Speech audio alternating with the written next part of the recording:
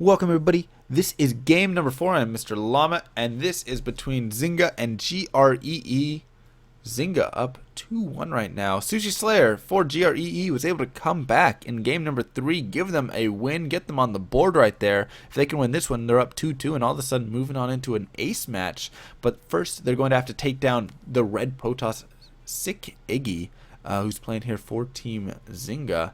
And GREE's Isle Matt is the guy who's hoping to do it. He is your blue Protoss who has spawned up in the top right hand corner. So last week he had a PvP as well. Went for a sort of delayed 4-gate. Not exactly the most typical delayed 4-gate though that you'll see. It was a... Was it a PvP or was it a PvZ? Maybe it was a PvZ that he went for that. I think it was Isle Matt who did that. It was a PvZ game.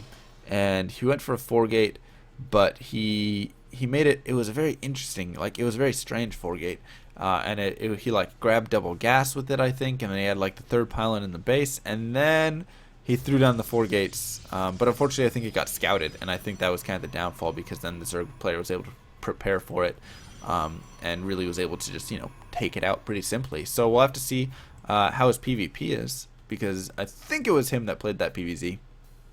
And maybe, maybe refine something, maybe change things up a little bit. I'm not sure he got a mothership core in that last game, so we'll see if he, maybe just plays a lot of Wings of Liberty. We'll see if he's adjusted to Heart of the Swarm a little bit more. In the meantime, though, what do we have SC2-Week doing down here?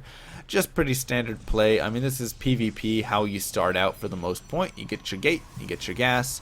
Everything's pretty typical at this time. Players don't differentiate too much from each other here. So gate's finishing up, probably going to be grabbing their cyber cores there at 150, and no cyber core yet for SC2-Week.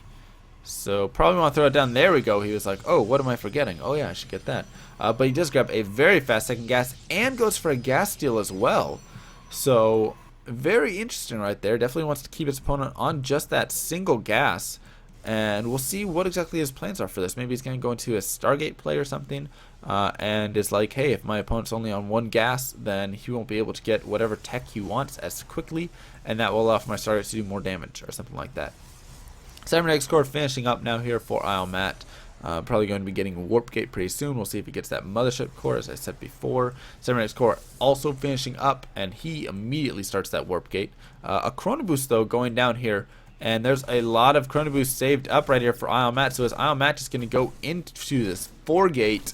Very, very, very possible as he only has the 2 pylons. He's got the 1 gate. Got a lot of energy saved up on this Nexus right here. There was a Chrono on the Cybernetics core. Has not continued to Chrono it though. And looking to take out this Assimilator as well. And Probe down here for SC2-Week. Might be using it for Layer Scout. Might be using it for a proxy pylon. We'll have to see. And what exactly are his plans? Because he grabbed that very early second gas, and yes, he is going into Stargate play right there, and a second gateway as well being thrown down.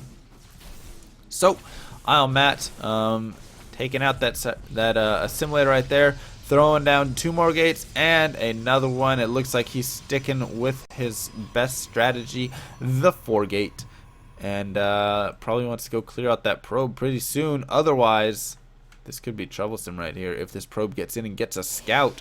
Now going to continue chronoing that Cybernetics core at this time. Probably wants to get a pylon down pretty soon over at his opponents, and now grabbing a gas behind this. So like I said, he likes to do that double gas 4-gate style. Maybe just wants a better transition out of it. But SC2-Week does not have too much really to defend this.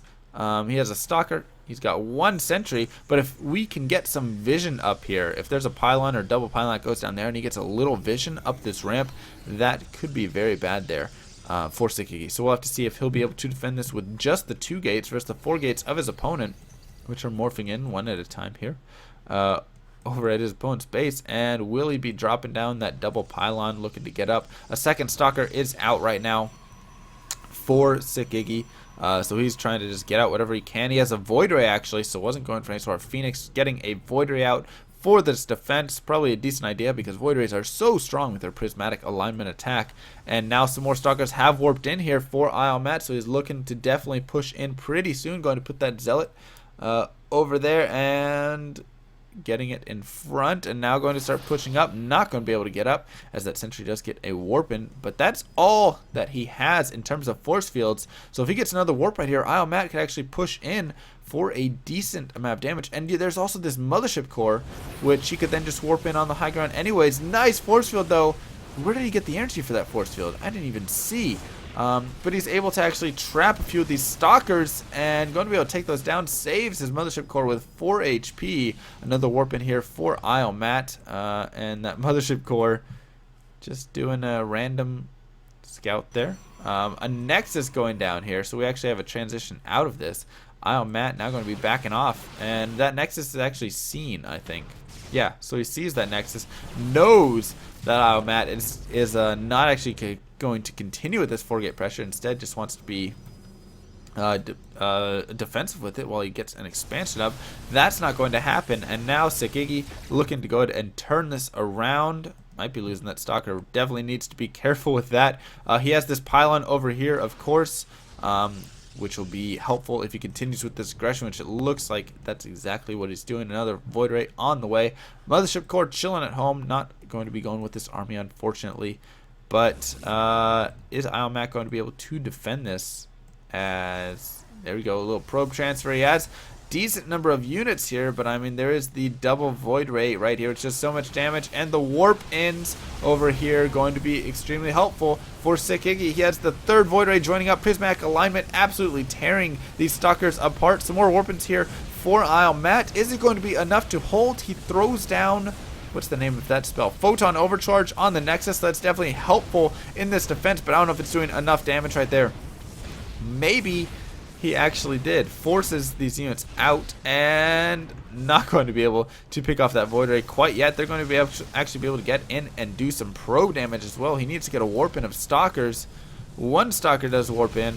There's a second one right there. Mothership Core does go down. Prismatic alignment is up, and Photon Overcharge going to take out that pylon. Is that probe still there? Yes, he is. He's hiding perfectly. So he actually holds that. Though he is a little behind in workers now. He has lost a few probes trying to defend, and there's still 3 Void Rays on the map, and that's going to be very difficult for him to defend. Whoa, what just happened? Whoop. And we should be back here. Sorry, game just like freaked out on me for a second there. Very interesting. And so now he warps in some more units, but oh no, here come the 3 Void Rays, and they have prismatic alignment if they want to use it, focusing down those Stalkers so quickly right there. And this is going to force a retreat from Iomat up into his base. Might be losing. Oh, what is happening? This is killing me. This is terrible. Might be losing this Nexus right here, and I don't know. I mean, he's warping in whatever he can. Looks like he's a little oversaturated in his main, possibly. Yep, just a tiny bit. But trying to just use whatever he can to really defend against these Void Rays. I don't think he has too much, though. Just a few Stalkers. And Void Rays are pretty good against Stalkers now, especially with that prismatic alignment. So more gates being morphed in. A robotics facility going down as well here for Sekigi. He's taken his natural. He's killed off this natural. The Void Rays doing whatever they can here. He's going to be losing a couple of them, but they're actually going to be able to do enough damage to pick off those Stalkers right there. Prismatic alignment doing so much damage. A little micro right there from the Voids, and he's going to be able to keep all those alive. And GG from Iomat. That's going to be it. Zynga's going to win this 3-1 with some very smart play from all of their players. So they'll move up to 2-3 now and keep their hopes alive of getting a good playoff spot. And unfortunately, I think for Team GREE, they won't be able to get that wild card spot now. But you know what? Still keep fighting, because you can at least get a couple wins under your belt maybe. And it's always good practice anyways. You know, you want to, it's always good to play and just get those games in. So my name is Mr. Lama. I hope you guys enjoyed these casts, and I will see you guys next time.